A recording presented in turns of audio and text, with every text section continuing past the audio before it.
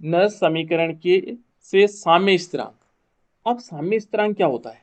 कभी आप लोगों ने ध्यान दिया है साम्य क्या होता है? साम्य, ये जो साम्य स्थिरांक है ना, साम्य का मतलब होता है बराबर, है ना। बराबर से मतलब हो गया समान रूप से। यहाँ देखो एक चीज ऐसा कर लेते हैं ना, मान लीजिए यहाँ 20 लोग हैं, ठीक है, और 20 लोग साम्य समझा रहा हूं मैं, है ना। 20 लोगों में क्या कर देते हैं कि मान लीजिए 10 इधर हैं और 10 इधर है, ये मैं ऐसे लिख रहा हूँ, है ना, चार चार, है ना। तो यहाँ पर ये साम्य बना हुआ है। मान लीजिए क्या हुआ, यहाँ एक और इधर आ जाएगा तो ये असमानता आ जाती है, यहाँ 5 आ गए, मान लीजिए देखो यहाँ 3 ही रह गए, है ना, तो ये असाम्य हो जाता है। रासायनिक अभिक्रियाएं भी इसी प्रकार की होती हैं। जैसे मान लीजिए साम्यता कैसे आती होगी, साम्यता को समझा लेते हैं कि साम्य क्या हुआ, रासायनिक साम्य कैसे आता है ना। कि मान लीजिए कोई ए और बी हमारे पास रिएक्टेंट है। रिएक्टेंट जानते हैं आप लोग, अभिकारक जिनको बोलते हैं, जो अभिक्रिया करते हैं आपस में, है ना? अब जैसे माना आप लोगों ने क्या किया, थोड़ा ये ध्यान देने वाली बात है बेटा, है ना। मान लीजिए हमने डाला इन एक ए में बी को डाला तुरंत, और टाइम है 0, माने 1 सेकंड में ए और बी कन्वर्ट होंगे यहाँ इसमें, कोई बता सकता है? जैसे हमने क्या किया, ए ए में बी को डाल दिया, है ना, मानो कोई एक सॉल्यूट है और एक सॉल्वेंट है, या एक विलायक है एक ब्ले है ना। जैसे हमने इसको इसमें डाला, विलायक विलायक छोड़ दीजिए, विलायक विलायक कोई रिएक्टेंट है ना, ये आपस में अभिक्रिया करते हैं, और ए को बी में डाल दिया। तो जैसे हम ये डालेंगे और टाइम 0 है, मतलब एकदम 0 सेकंड पर, ये क्या यहां से यहां परिवर्तित होंगे? नहीं होंगे। आप घर से स्कूल जाते हैं और time is equal to 0, 0 second में कहां से? तो आपने तो घर से एक कदम भी बाहर नहीं रख पाया, क्योंकि जैसे टाइम 0 है, आपने घर से चलना शुरू किया, चलने का मतलब स्टार्ट हुए, आपने तैयार हुए और स्कूल के लिए, स्कूल शब्द जैसे आया तो टाइम इज इक्वल टू 0, उस समय कितना चला आपने? कुछ भी नहीं। तो यही इन रिएक्शंस का होता है कि जैसे टाइम इज इक्वल टू यदि 0 है प्रारंभिक अवस्था में, ये ए और बी यहां पर कोई प्रोडक्ट नहीं बनाते हैं, इनके लिए कुछ समय चाहिए। अब मान लीजिए टाइम इज इक्वल टू, हमने कहा टाइम बराबर 3 सेकंड, तो मान लीजिए ए और बी में से, माना ये 10 ग्राम थे दोनों, ये 1 ग्राम यहाँ चेंज हो गया, मान लीजिए थोड़ी देर के लिए, है ना, 10 ग्राम में से 1 ग्राम यहाँ चेंज हो गया, time is equal to 3 second हो गया, है ना। मान लीजिए टाइम इज इक्वल टू, हमने कहा 10 सेकंड हो गए, तो यहाँ से क्या हुआ, 10 ग्राम में से कितने ग्राम यहाँ पर कन्वर्ट हो गए? 4 ग्राम यहाँ आ गए, है ना। अब यहाँ कितने बचे? 10 ग्राम थे ना यहाँ पर, और 4 ग्राम प्रोडक्ट में कन्वर्ट हो गए, है ना, 10 सेकंड, मैंने कहा 10 सेकंड, है ना। अब यहाँ कितने बचे? यहाँ तो 6 बचे कि नहीं बचे? अभी भी सामने नहीं आया। जब क्या होगा, यहाँ पर देखो, हमने मान लीजिए time is equal to 11 second, तो जो 6 बचे हुए थे इसमें से एक यहाँ आ गया, तो अब कितने बचे? 5 यहाँ हो गए और 5 यहाँ हो गए, 5 ग्राम यहाँ हो गया और 5 ग्राम यहाँ हो गया, इनके बीच साम्यता आ जाती है, ठीक है ना। ऐसी दशाओं में साम्यता आ जाती है, जब वो क्या हो जाते हैं, अभिकारक और उत्पाद की मात्रा जो है, जो सांद्रता है वो बराबर होनी, मात्रा नहीं कहेंगे हम, सांद्रता बराबर होती, तो उस दशा में क्या हो जाता है, साम्य आ जाता है। और कुछ अभिक्रियाएं ऐसी होती बेटा कि जब शुरुआत होती है, ध्यान रखना, जब शुरू, मान लीजिए ए और बी हमने लिया, है ना, ए और बी को रिएक्टेंट और सी और डी बना रहे हैं, मान लीजिए सी और डी बन रहे हैं, है ना। तो ये शुरुआत हो रही, शुरुआत में ये अभिक्रिया बहुत तीव्र गति से होती है। कैसे होती है? तीव्र गति से, ठीक है ना। और धीरे धीरे जैसे माना देखा हमने, 10 ग्राम में से 5 ग्राम यहाँ आ गए और 5 यहाँ बचे, तो ये इसकी स्पीड स्लो हो गई, एकदम स्लो। और साम्य का मतलब क्या हुआ, ये अग्र अभिक्रिया की जो दर होगी, अग्र जो आगे बनने वाले हैं, अग्र अभिक्रिया की जो दर होगी वो पश्च अभिक्रिया की दर के बराबर होगी, उसे कहते हैं साम्य। ये साम्य शब्द था, है ना, केवल हमने साम्य समझाया आपको। और डेनियल सेल में ऐसी कंडीशंस होती हैं, है ना। डेनियल सेल में आप लोगों ने देखा होगा ऐसी कंडीशंस भी होती हैं, जहां पर हमने देखा होगा कि जब 1.1 वोल्ट क्या हो जाता है, बराबर हो जाता है, तो ऐसी दशा में 1.1 वोल्ट से लेस होता है, जब क्या होता है, सेल का विद्युत वाहक बल जो है 1.1 से कम होता है। फिर हमने कहा 1.1 वोल्ट होता है, फिर वो कहा हमने ग्रेटर देन ई सेल जो है, इस सेल भी वो क्या हो गया, 1.1 वोल्ट से ज्यादा है। तो ऐसी दशा में साम्य कौन सा था? 1.1, है ना। तो केवल रासायनिक साम्य, ये देखो यहाँ पर हम साम्य स्थिरांक की बात कर रहे हैं कि साम्य स्थिरांक क्या हो, है ना। तो साम्य, ये वैसे ये टॉपिक जो है 11वीं का था, लेकिन मैंने फिर भी बता दिया। देखो बेटा, यहाँ पर यदि हम शुरुआत करें तो ये कहता है कि यदि डेनियल सेल में परिपथ को बंद कर दिया जाता है ना, तो सेल अभिक्रिया होती है। ये देख लीजिए, ये डेनियल सेल की सेल अभिक्रिया, यहां से इसमें कन्वर्ट हुआ, यहां से ये इसमें कन्वर्ट हुआ, ये सेल अभिक्रिया। यदि हम सेल अभिक्रिया लिखेंगे इसकी, तो सेल अभिक्रिया कैसे लिखते हैं हम लोग, सेल अभिक्रिया कैसे लिखते हैं, जिंक, फिर यहाँ सॉलिड भी लिख सकते हैं इसमें, और Zn2 पॉजिटिव इसके लिए लिख रहा हूं बेटा मैं, है ना। और यहाँ पर क्या आएगा, ये एक्वस होगा। फिर हम क्या करते हैं, डबल लाइन खींचते हैं। फिर क्या करते हैं, ये सेल अभिक्रिया लिखना बता रहा हूँ आप लोगों को दोबारा से, है ना। तो यहाँ पर क्या करेंगे, Cu2 पॉजिटिव है, ये एक्वस फॉर्म में है, ये कन्वर्ट हो जाता है किसमें, Cu में। तो ये सेल अभिक्रिया, इसको सॉलिड, यहाँ पर भी सॉलिड लिख सकते हैं आप लोग, है ना। तो ये सेल अभिक्रिया हम ऐसे लिख सकते हैं, डबल लाइन वो आप लोग जानते हैं लवण सेतु के द्वारा दिखाई जाती है। अब ये क्या कहता है, देखो ये सेल अभिक्रिया, ये कहता है जैसे जैसे समय गुजरता है, देखो जो मैंने कहानी आपको सुनाई, है ना, देखो जैसे जैसे समय गुजरता है तो Zn प्लस आयन की सांद्रता बढ़ती जाती है। इसकी जो Zn2 प्लस चार्ज है ना, इसकी सांद्रता बढ़ेगी। सांद्रता क्यों बढ़ेगी, क्योंकि जो Zn है वो क्या कर रहा है, वो 2 इलेक्ट्रॉन त्याग रहा है ना, वो 2 इलेक्ट्रॉन त्याग रहा है और क्या बना दे रहा है, Zn2 पॉजिटिव बना दे रहा है। तो इनकी सांद्रता क्या हो रही, बढ़ रही, इसकी संख्या बढ़ रही, सांद्रता का मतलब संख्या बढ़ रही, ठीक है ना। एक निश्चित जगह पर, ठीक है ना, अणुओं की संख्या जितनी अधिक होगी वो उसकी सांद्रता कहलाएगी, ठीक है ना। तो यहाँ पर क्या हुआ, इसने 2 इलेक्ट्रॉन त्याग रहा है और ये Zn2 पॉजिटिव बना रहा है ना। तो ये क्या हो रहा है, Zn2 पॉजिटिव आयनों की सांद्रता बढ़ती है, जो Zn2 पॉजिटिव है ना। जबकि यदि देखोगे जो Cu2 पॉजिटिव है, देखो Cu2 पॉजिटिव आयनों की सांद्रता घटती है। देखो यहाँ Cu2 पॉजिटिव था, ये 2 इलेक्ट्रॉन ले रहा है, देखो ये क्या कर रहा है, Cu2 पॉजिटिव 2 इलेक्ट्रॉन ले रहा है और क्या बना दे रहा है, Cu में कन्वर्ट हो रहा है। यहाँ पर तो अपचयन, ये अपचयन क्रिया हो रही है ना, इसमें क्या हो रहा है, अपचयन, ठीक है ना। अपचयन में क्या हो रहा है कि जो Cu2 पॉजिटिव थे वो 2 इलेक्ट्रॉन लेकर के Cu बना दे रहे हैं, तो यहाँ कम होगा, Cu की संख्या कम हो जाएगी। यहाँ Zn क्या कर रहा है, Zn 2 इलेक्ट्रॉन त्याग दे रहा है और Zn2 पॉजिटिव बना रहा है, इनकी सांद्रता बढ़ेगी और इसकी सांद्रता क्या होगी, घटेगी, ठीक है ना। ये दो हो रही, जैसे जैसे समय गुजर रहा है, इसी समय देखो कह रहा है, इसी समय सेल की बोल्टता, जिसे जो वोल्ट मीटर द्वारा पढ़ा जाता है, यानी कि हम क्या करेंगे, इसमें वोल्ट मीटर लगा देंगे। जैसे हमने बताया था कि जो हमारे पास सेल होगा, डेनियल सेल होगा, ऐसे करके होगा, यहाँ पर एक इस तरफ लवण सेतु होगा और यहाँ हमने क्या लिया, एक तरफ लिया, इसको क्या बोलते होंगे, इधर वाले को क्या बोलते हैं बेटा, इधर वाले को क्या बोलते हैं, इधर वाले को बोलो, एनोड। गुड, ठीक है ना, इसको बोलते हैं एनोड, है ना। और ये है कैथोड, और कैथोड, ये बहुत अच्छी बात है, आप लोगों को समझ में आ रहा होगा, है ना। बार बार पूछूंगा तो याद रह जाएगा, याद करने की जरूरत भी नहीं पड़ेगी, है ना।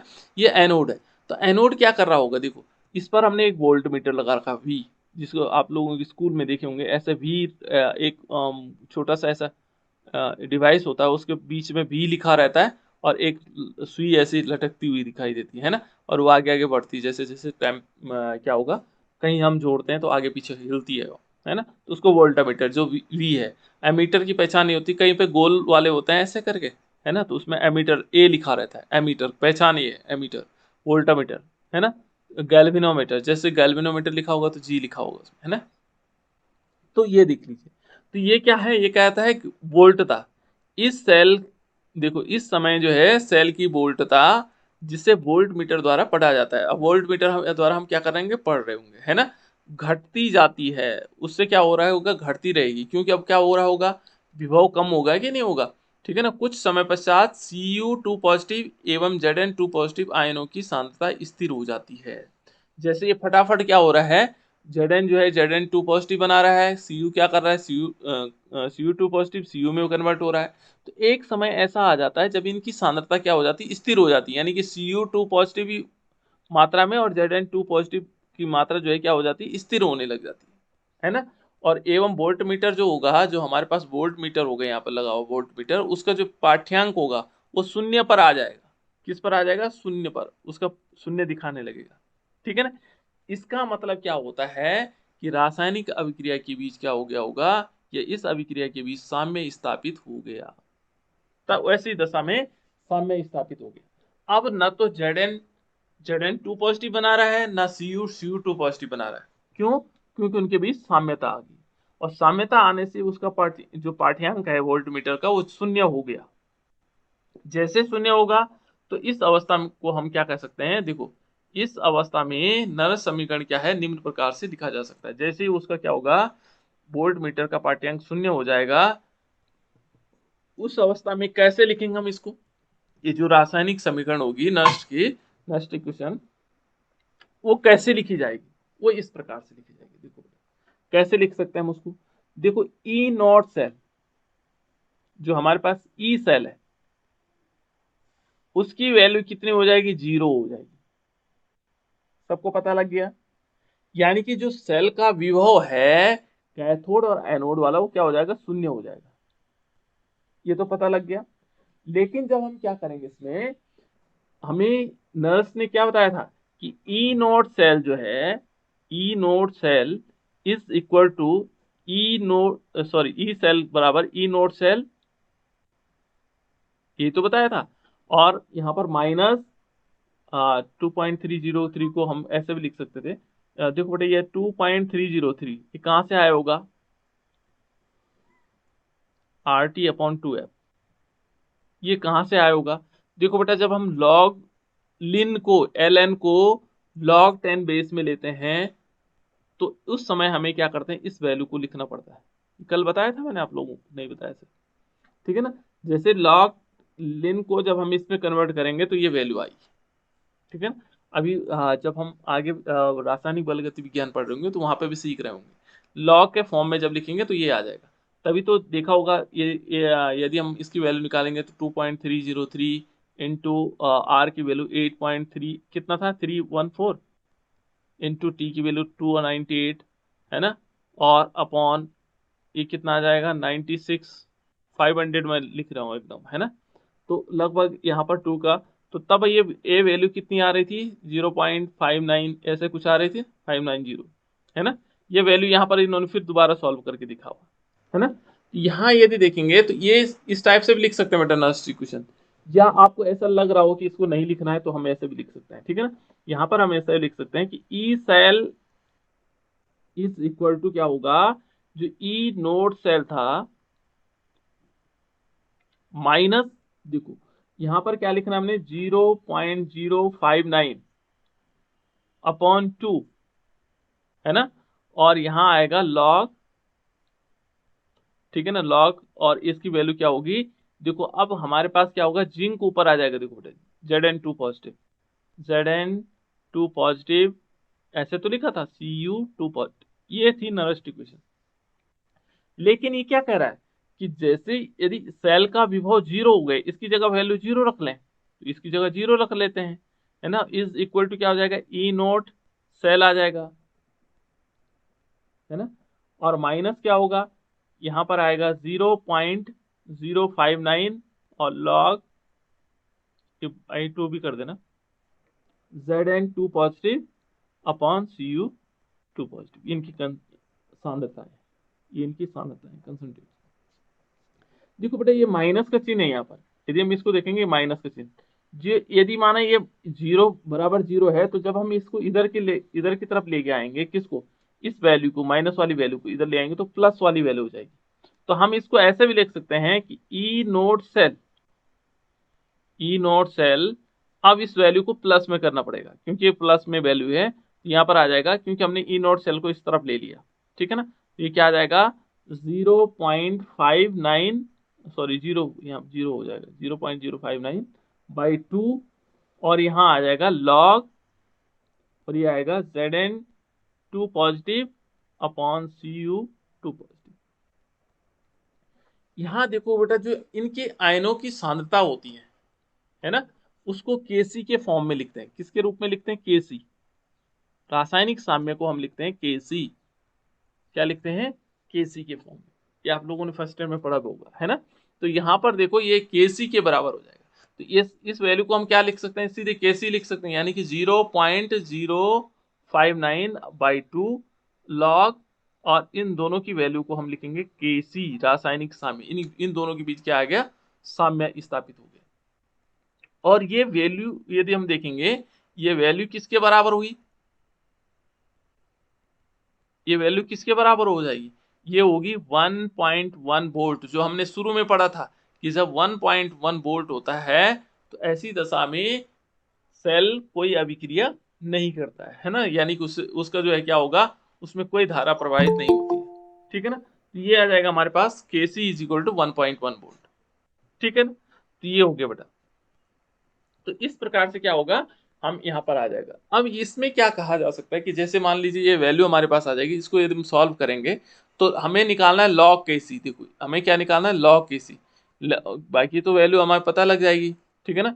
यहाँ पर 1.1 वोल्ट हो गया, यानी कि इस सेल की वैल्यू क्या हो गई, ई नोट सेल की वैल्यू जो है 1.1 वोल्ट हो गया, ये हमने अलग से लिख लिया, है ना।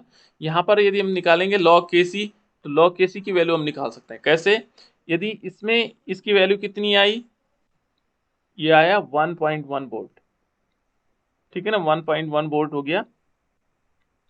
ये जो ई नॉट सेल है ना, जो मानक इलेक्ट्रोड विभव है सेल का, वो कितना हो गया 1.1 वोल्ट, और इज इक्वल टू यहाँ पर होगा 0.059/2 हो जाएगा, और इसमें होगा लॉग के सी, ये वैल्यू हो जाएगी। अब हमें लॉग के सी की वैल्यू यदि निकालनी है तो इसके साथ जो संख्या है वो 2 का गुणा ऊपर हो जाएगा, और ये बाकी संख्या कहाँ आ जाएगी, इसमें नीचे आ जाएगी, है ना। यहाँ हम इसको लिख सकते हैं कि log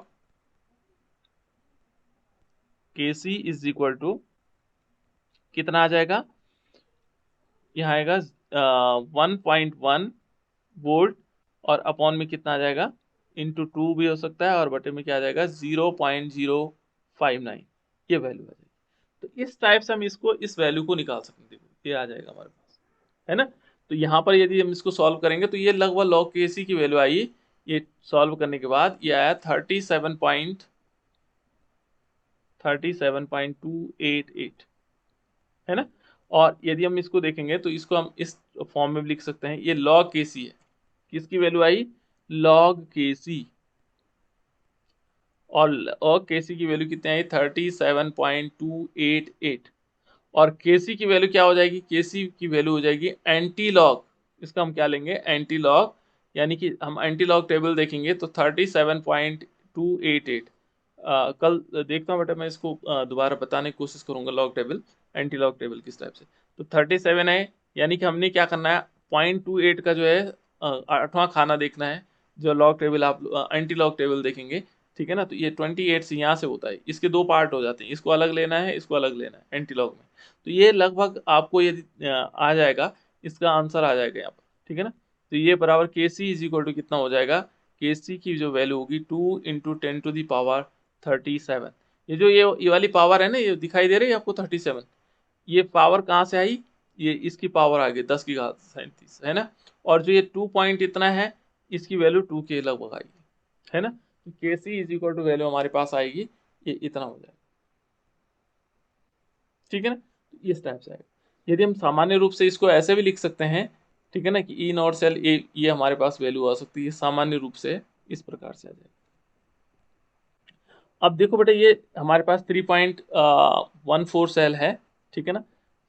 सेल के मानक विभव एवं साम्य स्थिरांक के बीच संबंध दर्शाती है। ये किस किस के बीच संबंध दर्शाती है, एक तो मानक इलेक्ट्रोड विभव या मानक विभव कह सकते हैं, सिंपल इसको क्या कह सकते हैं, मानक विभव एवं साम्य स्थिरांक, दो चीजें बेटा, एक तो मानक विभव है और दूसरा साम्य स्थिरांक है, इनके बीच क्या दिखाती है, संबंध को दर्शाती है, ये इन दोनों के बीच का संबंध दर्शाती है। एक तो मानक विभव हो गया, ठीक है ना, मानक विभव हो गया, और दूसरा किसके बीच है, साम्य स्थिरांक के बीच। देखो साम्य स्थिरांक क्या है, Kc, साम्य स्थिरांक किसको बोलेंगे, Kc, और मानक विभव क्या है, ई नोट सेल। एक क्वेश्चन पूछा भी गया है, मानक विभव और साम्य स्थिरांक के बीच किस प्रकार संबंध हो सकते हैं, ठीक है ना। तो आप लिख सकते हैं ई नोट सेल और इज इक्वल टू 2.303, है ना। और यहाँ पर आ जाएगा, एक मिनट फिर बता देता हूँ। देखो ये हमारे पास है ना, तो यदि माने इनके बीच संबंध आएगा तो संबंध किस प्रकार से आएगा। देखो ई नोड सेल, ये देखो ई नोड सेल, ये सेल है, सेल का इसे क्या पढ़ते हैं हम, इसको बताओ बेटा क्या पढ़ते हैं, मानक विभव, क्योंकि नोड लग गया ना, मानक विभव सेल है ना, सेल का मानक विभव कह सकते हैं, या सेल का मानक विभव, ये इतना। यदि हमारे पास ई सेल है तो इसको क्या बोलते हैं, ये सेल विभव है, ये सेल विभव है, और ये क्या है, सेल का मानक विभव है, ठीक है ना। और ये बराबर क्या आ जाएगा, दूसरा क्या किसके बराबर आएगा, इसको हम ऐसे भी लिख सकते हैं 2.303 R T upon N F, ये सब के लिए है ना, एक के लिए नहीं है, एन एफ और लॉग के सी, ये है साम्य उसके बीच संबंध, ठीक है ना, साम्य स्थिरांक के बीच, ये तो साम्य स्थिरांक है, और ये क्या है, सेल का मानक विभव है, सेल का मानक विभव कहते हैं इसको, है ना, और ये साम्य स्थिरांक है, इनके बीच का जो संबंध है वो आप इस प्रकार से लिखोगे, ये है इनके बीच संबंध, ये क्वेश्चन आता है, ठीक है ना। तो इस प्रकार क्या होगा, अभिक्रिया के लिए साम्य स्थिरांक, ठीक है ना, साम्य स्थिरांक जिसे हम क्या कहते हैं, अन्य प्रकार से मापना संभव नहीं हो सकता है, किससे, सेल के संगत यानी कि मानक विभव से परिकलित किया जा सकता है, गणना, इसकी गणना जो है मानक विभव से भी कर सकते हैं। तो ये था बेटा इसमें कि मानक विभव